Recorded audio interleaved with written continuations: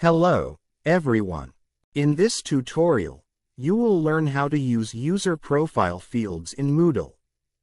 User profile fields allow you to collect additional information about your users, such as additional contact details such as year level, gender, birthday, or preferences. Let's get started. User profile fields are custom fields you can add to user profiles to gather extra information beyond the standard fields. Here are some potential uses. Customization. Tailor the information collected to fit the specific needs of your organization. Data collection. Gather additional data about users for reporting, tracking, or personalizing the learning experience. User management. Facilitate better management of user information for administrative purposes. Let's walk through the steps to create and use a user profile field in Moodle.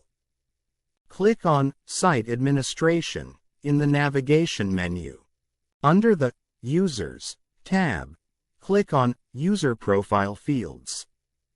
You can create categories like user information and technical information. In this demo, we will create a user profile field under the user information.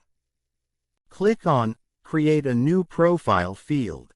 Choose the text input type and fill in the details. Enter a unique short name, for example, job_title. Enter the name to be displayed to users, for example, job title. Optionally, add a description, for example, please provide the job title of your user information details. Is this field required? Choose Yes if you want to make this field mandatory. Is this field locked? This option determines whether once information is populated in this field, it cannot be edited by the user. Should the data be unique? If you need the information populated in your field to be unique across the system, such as an ID number, select Yes to this option and the profile page update will perform a validation check on the data entered. Display on the sign-up page? If you would like this custom field to appear on the registration or sign-up page, select Yes. Who is this field visible to? Each custom field can be given one of 4 visibility settings. Not visible, visible to user, teachers, and admins, visible to everyone. Configure specific settings, and to apply the settings, click on the Save Changes button. And that's it. You've successfully learned how to use user profile fields in Moodle to collect additional information about your users.